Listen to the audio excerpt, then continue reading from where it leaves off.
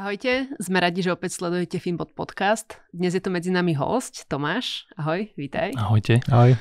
Sme veľmi radi, že si prijal pozvanie a myslím si, že budeš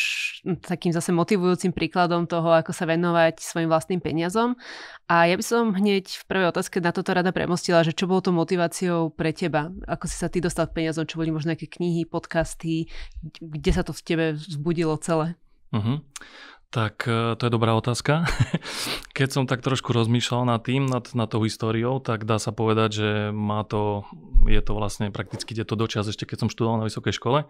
Ako klasický študent, rôzne brigády, ale prakticky možno čo bolo v mojom prípade také trošku iné bolo, že vždycky som sa zaujímal hudbu, takže išiel som aj touto cestou. Na výške som išiel vlastne na interakoch, spravil som primáčky do rádia, internát rozhlasové štúdio, tam som sa vlastne spoznal s ľuďmi z fachu, no a robil som DJ, takže som sa dostal postupne hrávať do nejakých klubov, no a toto dá sa povedať, že mi začal generovať taký, dá sa povedať, prvý príjem. A ten prvý príjem, potom som rozmýšľal, že čo s ním, že už asi mať nejaký sporiaci účet, čo bol vtedy, dá sa povedať, taký basic, taký základ, terminovaný vklad, že čo s tým ďalej, lebo to boli tie také základné nástroje, takže tak som sa dostal ku tomu a začal som tak viacej nad tým premýšľať, že čo by sa dalo s tými nadobudnými peniazmi spraviť. A viedli ťa k tomu napríklad aj rodičia, alebo si hľadal informácie sám potom niekde v knihách, podcastoch? Rodičia určite. Dá sa povedať, že prakticky môj oco bol tak nastavený, že on nemal žiadnu požičku, nikdy iba tú mladomanželskú za vtedy minulého režimu a prakticky dostal nejaké peniaze, čo mu požičali rodičia na stavbu svojho domu, ale potom už vždycky, keď sme, chceli ísť na nejakú dovolenku, tak povedal, že na dovolenku pôjdeme, až keď si našetríme, že kým nebudeme našetrené, tak budeme doma. Tak budeme doma a prakticky tak aj bolo, no a tak dá sa povedať, že aj ja som bol tak nastavený od detstva, respektíve potom už v puberte, že nemal som asi také nejaké výstrelky, že by som mal potrebu kupovať si stále nejaké nové veci, značkové a podobne, akože bol som spokojný s tým, čo mám, no a tak sa to asi potom nejako prejavilo aj do budúcna. A pamätáš si aj, že na čo si potom využíval tie peniaze, ktoré si zarobil, že nejaké akože šetriace účty, nejaká rezerva, ale že patril si k tej, ja si trúfnem povedať, že väčšine ľudí, ktorí tie prvé zarobené peniaze snažia sa s nimi nejako špekulovať, zhodnotiť ich, znásobiť, všetci chceme byť mladí a bohatí. Prešiel si aj ty touto cestou? Určite, že pozeral som vtedy, bola taká vlna, tie komodity, mal som aj takého spolujúceho na interakoch, že či nejdeme, ja neviem, do zlata, do striebra, do platiny a do týchto vecí, takže už vtedy tak som sa chcel akože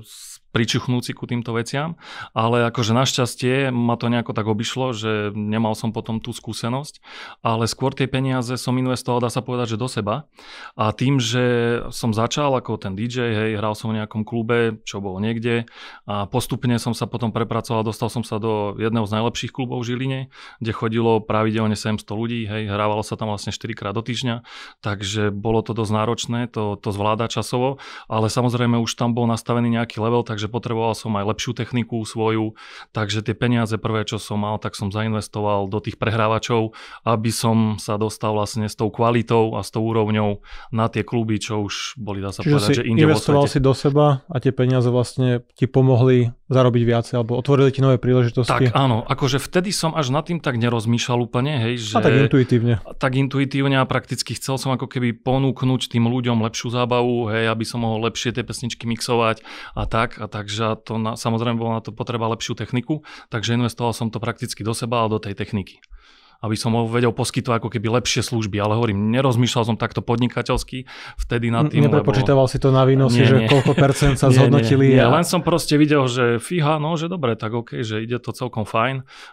potom jasné, živnosť a všetky tieto veci, takže to bolo ako keby také moje prvé podnikanie, aj keď hovorím, nebol za tým zámer, ako to možno niekto má, že tak krčovite chce, že idem teraz podnikať, nejako to tak prirodzene vyplynulo z tej situácie. A akým smerom sa potom ďalej ubrala tá tvoja kariéra? To je tiež dobrá otázka, pretože som sa ocitol na rázcestí a vlastne končil som vtedy vysokú školu, inžinierské štúdium, no a mal som rozbehnutú, dá sa povedať, túto DJ-skú kariéru a teraz stál som pred tou križovatkou, že či budem pokračovať ďalej s tým DJ-ovaním, alebo chodil som 5 rokov na výšku, študoval som vlastne výrobný manažment na strojárni na Žilinskej univerzite No a nechcel som to ako keby zahodiť, lebo potom som si povedal, že na čo som chodil teda na tú výšku, že mohol som, ale človek nikdy nevie, že dopredu ako sa niektoré veci vyvinú. Takže rozhodol som sa, že budem ďalej, že budem pokračovať, že pôjdem teda na interné doktorantské, lebo bola tam jedna taká téma, ktorú dá sa povedať, že robím aj teraz.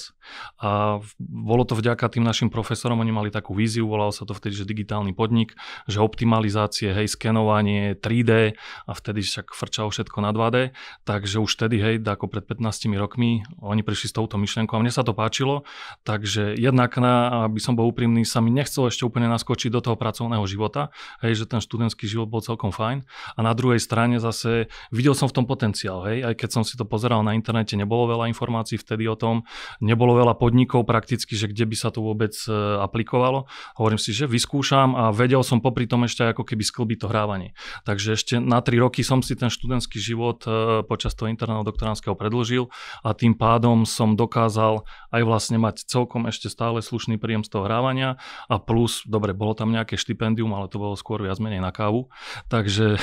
z toho od štátu, takže skrz toho takto, no a prakticky potom sa to ukázalo, že to, čo som sa vtedy naučil, ešte stále do dneskajšieho dňa využívam v praxi. Kedy si sa vlastne tak nejako začal rozmýšľať nad tými financiami, možno trošku akože zodpovednejšie, systematicky, že dneska si investor, investuješ do akcií, máš nehnuteľnosti, si pomerne dobre finančne zabezpečený a kedy sa to vlastne preklopilo, že si vlastne začal uvažovať nad tým, že potrebuješ si nejako šetriť, pravidelne odkladať, alebo kedy sa začal tak možno systematicky rozumne nakladať s tými peniazmi, ktoré si potom zarobil neskôr v práci? Dá sa povedať, že už počas toho doktorandského, ako som začal generovať tie príjmy, som si tak začal trošku načítavať tie veci, lebo nechcel som to nechať len tak ležať na tých či už poriaci alebo na tom termíňaku. Takže vtedy, no a prišiel som, dostal som sa k tým knihám, klasika, čo ste už veľa razy spomínali, Bohatý otec, chudobný otec, ako úspešne podnikať, od Kiyosakiho, alebo potom aj neskôr ďalej, čo ste aj preberali vo vašich podcastoch. Takže niečo som si načítal, no a prakticky mal som aj spolužiakov ešte zo strednej školy, ktorí sa vydali formou alebo cestou teda finančného poradcu. Takže boli buď či už v jednej vtedy obľúbenej firme, ktorá ponúkala nejaké to finančné poradenstvo, alebo potom vznikla druhá, takže prestúpila väčšina. Prvá bola trojpísmenková, druhá bola dvojpísmenková. Áno, môžeme to aj takto nazvať presne. No a tak oni ma aj tak ako keby, že poďme na kávu a tak sadnúci, hovorím jasné. A čo teraz povieš mi, že ako to ide byť na tých trhoch? Nie, že to proste nie, toto my neriešime, ale máš dobrú poistku a tak. A proste, dobre, spravili sme nejaký dotazníček, čo bola možno taká stotinka z toho, čo máte vy teraz, keď niekto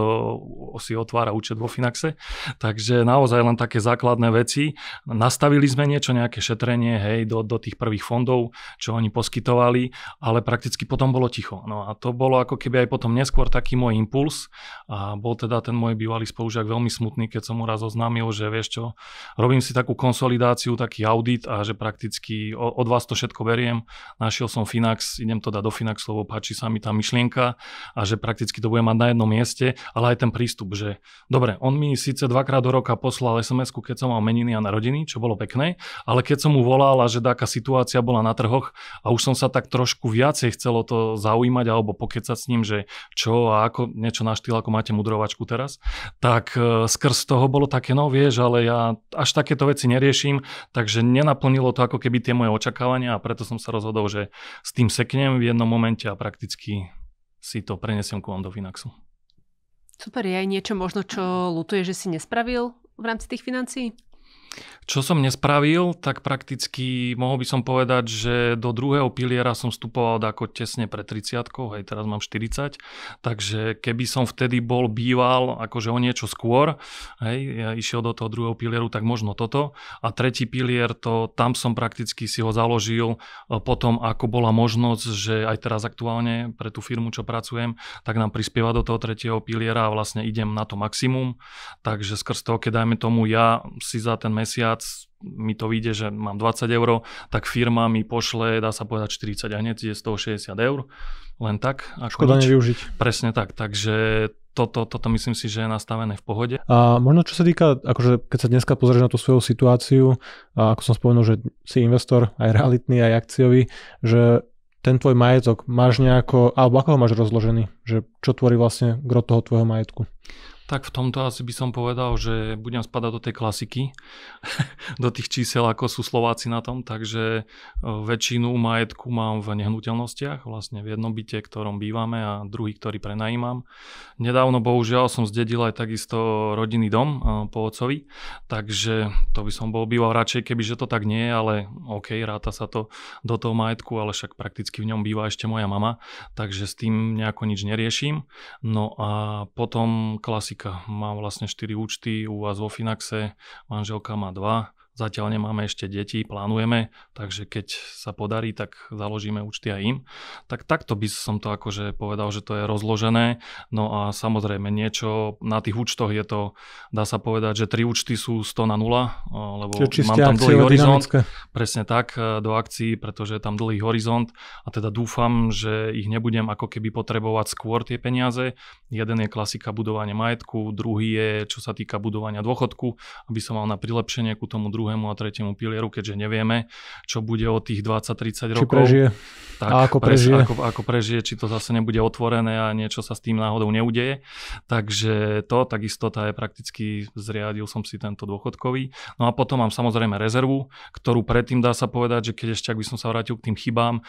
držal som to na účte, hej, že tým, že som bol možno tak konzervatívne nastavený od tých rodičov, tak som nikdy akože nerozmýšľal predtým, že mať to nejako separé. Skrátka, mal som nejakú časť peňazí, nehovorím, že všetko, ale mal som to na účte, ale potom, ako som si vypočul nejaké tie podcasty, niečo načítal, tak to bolo úplne vo vyššej výške, ako som mohol mať alebo musel mať. Takže možno toto, hej. Že... Ale stále radšej chybovať na tej strane, že máš vybudovanú rezervu, že čo by za to, že takto, že bavíme sa o takých problémoch, ktoré by väčšina z nás chcela mať, že OK, že nemal som 6-mesačnú rezervu, mal som tam ročné úspory a mohol som ich zainvestovať, že áno, je to taká drobná chybička, že dajú sa tie peniaze zhodnotiť, ale super, že si ich vlastne už mal vybudované.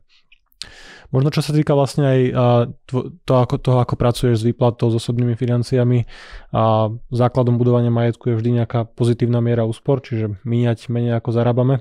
A sleduješ si vlastne nejakú takúto metriku, že koľko si odkladáš každý mesiac, máš to nejako systematicky rozdelené, automatizované? Dá sa povedať, že v tomto to mám podobne ako vlastne Rado, ktorého ste tu mali ako prvého hostia. Pozdravujeme. Pozdravujeme. Takže mám Excel, už dá sa povedať asi 13 rokov, kde si to vlastne vediem, čiže už je tam celkom taká pekná databáza, že si to viem aj pozrieť aj tie historické dáta, aké som mal príjmy, aké som mal výdavky, aký bol ten pomer, ako som sa posunul na začiatku, keď som začínal, hej, po tej výške, tak to bolo niekde naozaj 5, maximálne možno 10%. Hej. A teraz som, dá sa povedať, že na tých 30% s tým, že Finbod appka mi ukazuje 40%, ale hovorím, je to určite pokrivené tým, lebo mám nastavený pravidelný príkaz, alebo teda príkazy na tie účty a takisto ako aj vlastne Rado o tom rozprával, keďže robím v korporáte, tak aj my máme presný termín, hej, 14. a vždycky 14. viem, že mi príde výplata a hneď dá sa povedať, že 16. plus minus, ak to padne na víkend, mám nastavené trvalé príkazy, čo mi peniaze odídu do Finaxu. Tým pádom si to ako keby odfajknem, mám to čeknuté, že je to splnené a už potom z toho zvýšku na ostatné tie klasické veci, na bývanie, na potraviny, a neviem, na dopravu, takže mám to takto nastavené, ale hovorím, mám to v Exceli, plus ako vlastne prišla tá možnosť, že ste spravili toho Finbota, som sa prihlásil veľmi rád a do toho beta testovania, takže od začiatku dá sa povedať, že to testujem a takisto používam aj toho Finbota. Ale tam je to, ako si už aj spomínal, na pár klikov môžem to potvrdiť, keďže prakticky každý týždeň sa tam aspoň raz, dvakrát nakúknem a si to vlastne zaradím do tie transakcie do tých kategórií, ale akože ten starý zlatý Excel, hej, že kde to mám. Už som si to, dá sa povedať, tak vyšperkoval tie kategórie, hej, lebo dakedy toto bolo to, čo mi veľmi chýbalo, hej, že keď som mal bankový účet a teraz som si pozrel a hovorím, že teraz by mi to chcelo tak, že dať si to do nejakých kategórií, hej, že toto som zistiť, presne, že toto som minul, neviem, na naftu, toto na jedlo, toto na bývanie, spraviť si tú kategorizáciu, ale to tam dlhú dobu nebolo. Takže dá sa povedať, že ja som si to sám spravil do Excelu, kde som si to vlastne pekne rozdelil, kde začínam vždycky hypotéky, potom to, čo platím správcovi, potom dá sa povedať elektrika, predtým som mal aj plyn, teraz už máme len elektriku, čo sa týka stráva, doprava a potom nejaké iné výdavky, plus ešte mám akože špeciálne nejaké že extra výdavky, ktoré sa dá sa povedať, že vyskytnú v čase, ako nedávno sme boli na oslave bratrancovej 30-ky, takže tiež táto okrúhlina sa neoslavuje každý rok, takže skrz toho máme aj takúto kategóriu pre také špeciálne veci. A v rámci týchto kategórií je možno nejaká, kde máš pocit, že míňaš viacej ako bežne ľudia zvyknú, alebo naopak, že v nej výrazne viacej šetríš? Tak čo sa týka míňania, tak snažím sa ísť takou zlatou strednou cestou, hej, že ako keby nezabúdam, ako to bolo dakedy na intrákoch, hej, kedy boli špagety na rôzny spôsob. Boli to pekné časy, ale človek sa chce vlastne počase posunúť ďalej, takže snažím sa držať takého zlatého stredu. No a možno čo sa týka akože, kde míňam viacej, Možno niekedy akože na takú tú dovolenku, to je tiež taká téma, hej, že čo ste tu už viacej razy spomínali a tam som trošku možno ináč nastavený, takže ak budeme vlastne potom sa o tom rozprávať, tak o tých dovolenkách, tak tam možno by som povedal, že tam si zase ako keby, že doprajem, hej, že nechodím každý rok na tú dovolenku, ale možno zase niečo si našetrím a potom dá možno viacej peňazí, o čo si ako by možno dal niekto z toho priemeru, ale hovorím, je to raz za čas, takže idem tou cestou, že si doprajem raz za čas. No. Aké sú možno tvoje nejaké plány do budúcna, čo týka akože celkového života alebo finančného života, že máš celkom dobre rozohranú tú hru a aj čo týka vlastne investovania do akcií, máš nejakú investičnú nehnuteľnosť, ktorú prenajímaš a plánujete možno deti v rodine, že čo je vlastne takým tým hnacím motorom, prečo vlastne ten majetok buduješ, alebo ako by si ho chcel neskôr využiť, že je tam niečo, čo si chceš možno kúpiť, alebo nejako zmeniť spôsob života, prípadne možno pozeráš sa po nejakom predčasnom dôchodku alebo finančnej slobode, alebo pri tej miere úspor, ktorú máš a vlastne aj ten majetok, ako máš dneska rozložený, plus nejaké dedičstvo, nejaké nehnuteľnosti, že asi relatívne rýchlo by si sa vedel dostať do momentu, kedy ten príjem pasívny by ti vlastne stačil na pokrytie výdavkov, alebo že ako sa na to pozeráš ty, alebo rodina? Tak prakticky ten cieľ bol vždycky vybudovať si nejaký ten majetok, taký, ktorý by mi dával možnosť, potom už keď budem starší, možno kúpiť si nejaké veci, ale nehovorím zase, že by som si ich musel kúpiť, hej. Takže skrz toho mať len tú možnosť, hej, lebo ten pocit je fajn, hej, že keď vieš, že máš dostatok tých peňazí a teraz takisto nikdy nevieš, čo sa môže stať, hej. Človek, keď je starší, môže mať nejaké zdravotné problémy, bude potrebovať veľa napríklad peňazí na nejakú možno špeciálnu zdravotnú starostlivosť. Alebo kvalitnejšiu ako tu bezplatnú v úvodzovkách. Tak, áno, lebo však zrovna aj teraz s kolenom mám trošku problém a bol som u ortopéda a keď mi povedal, že mi dá nejakú injekciu a že budem doplácať 80 €, tak mi až taký otáznik vyskočil, že dobre, ale platíme štátu, hej. A teraz ešte aj tak musia ľudia doplácať, tak buď to správame, že to bude ako v Amerike, že si všetko budeme platiť a potom s tým budeme OK, alebo tak keď za niečo platíme, tak potom by tie doplatky asi mali byť nejaké nižšie, ak vôbec. Takže to, ale hovorím, takže vybudovanie nejakého toho majetku, aby som zabezpečil nielen, dá sa povedať, že tú rodinu, ale teda aj tie deti. Aktuálne zatiaľ ešte tie deti nemáme, ale plánujeme, takže skrz toho aj to moje rozmýšľanie išlo týmto smerom aj s tým nájomným bytom, že ak by sa nám podarilo, že by sme mali 2 deti, tak môj taký plán bol kúpiť si 2 dvojizbové byty v Žiline, ktoré by som mohol prenajímať a dajme tomu tých 20 rokov a oni keď by mali 20 rokov, tak potom by dostal každý z nich ten jeden byt a či už by tam bývali, alebo by sme to predali a mali by z toho peniaze, zlikvidnili by sme to ako na štart do života, tam už tie možnosti sú samozrejme viaceré, ale toto ako keby bol taký ten môj prvotný plán. Samozrejme prišla korona, hej, jedna vec a potom takisto teraz nedávno nárast úrokových sadzieb, takže trošku som musel ako keby tie moje sny a ciele prehodnotiť, takže podarilo sa mi len jeden ten dvojizbák a z toho druhého zatiaľ uvidíme. To je také otázne, keďže narastli úrokové sadzby a tá matematika už nevychádza tak, ako keď boli úroky 0,9. Už ten príjem z prenajmu jednak nepokrie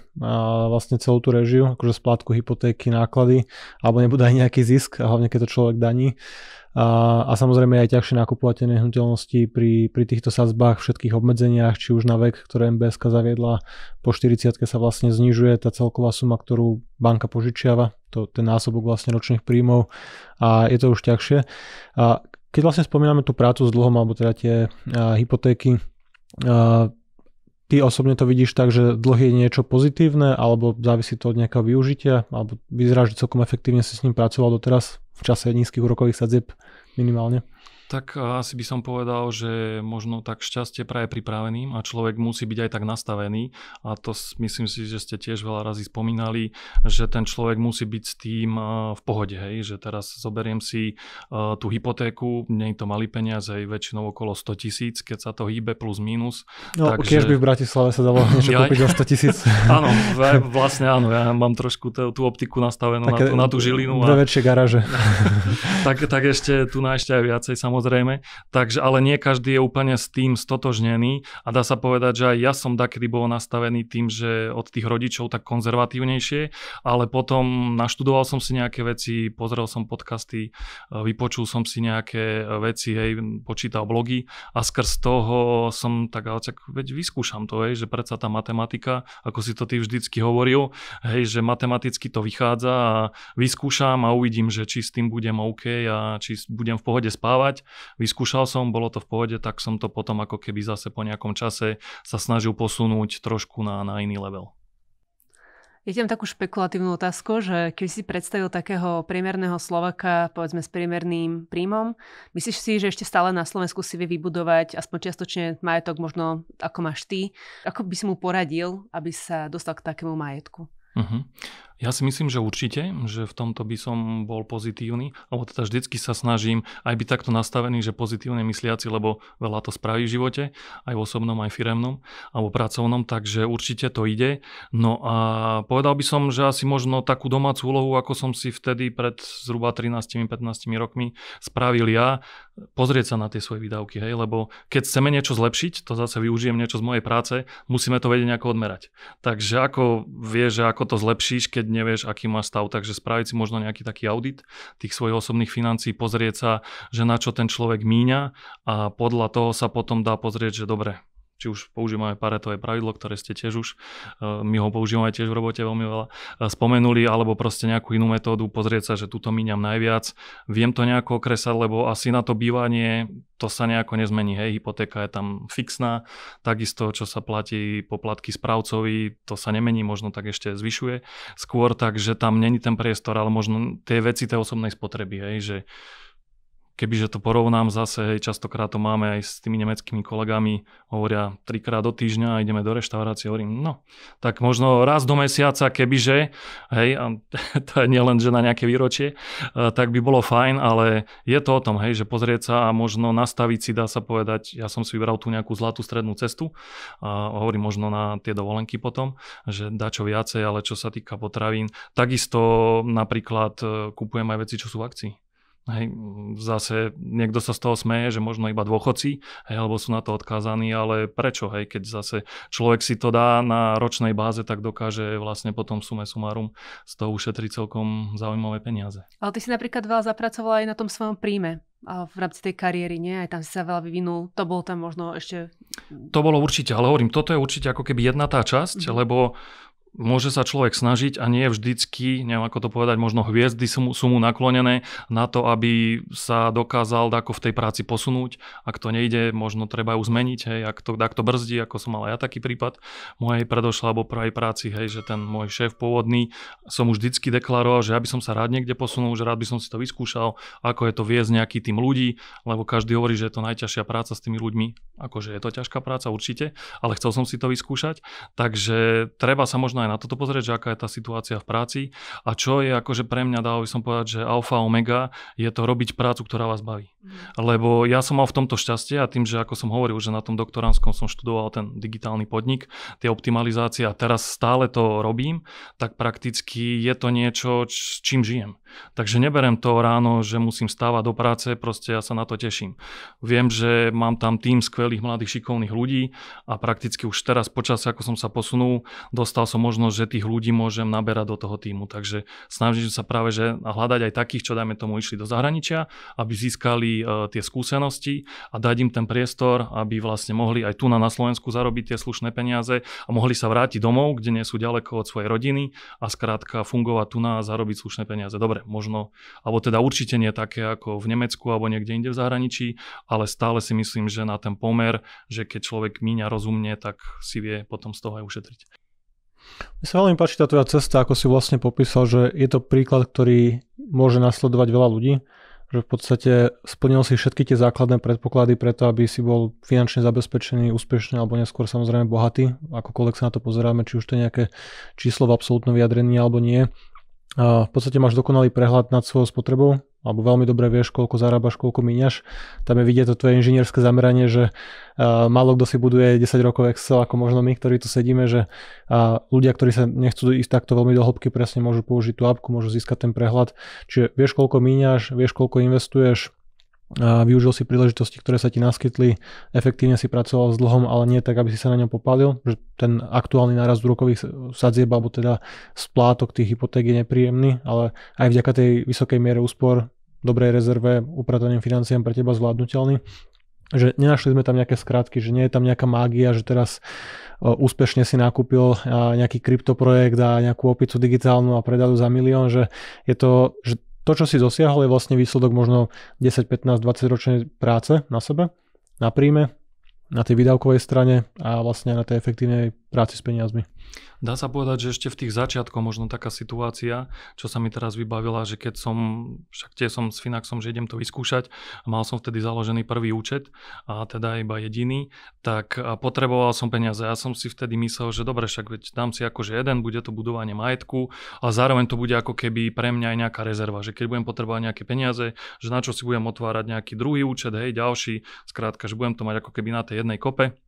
A odtiaľ si potom zoberiem, tak raz sa tak stalo, keď som akože riešil práve ten investičný byt, že potreboval som peniaze na zariadenie toho bytu, tak som si akože odobral z toho účtu budovanie majetku, z toho prvého, ale bolo to v čase, kedy sa mi podarilo vychytať práve že nejaký pík, hej, a keď som to odpredal, tak zrazu ešte som pozerám a mal som výkonnosť, hej, alebo zhodnotenie 40% na tom účte. Hovorím si, že fíha, tak akože toto sú také tie lákadlá, také tie momenty, ale jasné, bolo to iba nejaké šťastie v tom danom momente, že teraz určite by som neodporúčal, ani ja už potom samozrejme sa mi to nepodarilo, keď som zase nejaký iný raz potreboval nejaké peniaze, takže bolo to ako keby len raz, ale to je to, čo ste aj vy hovorili, hej, že a je to také veľmi lákavé, že to dodá tomu človeku krídla, by som povedal, hej, že potom si myslí, tak teraz sa mi to vydarilo, hej, už som nejaký borec a idem to vyskúšať aj ďalší raz, ale už to tak pozitívne dopadnúť nemusí, takže. Daj nám vedieť, keď budeš najbližšie vyberať, že keď je ten najbližší pík. Ale stále akože aj tie peniaze, ktoré si vybral, si vlastne vymenil jedno aktívum za druhé.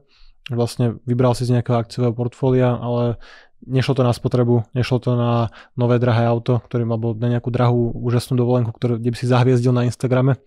A stále si to vlastne premenil na nejakú akože investičnú nehnuteľnosť, na iný typ aktíva, na niečo, čo v čase lacných peňazí, nízkych úrokov a sa dokázalo pekne uživiť, bol tam nejaký zaujímavý potenciál, čiže stále to bolo vlastne nejaké preskupenie majetku, že nešlo to do spotreby.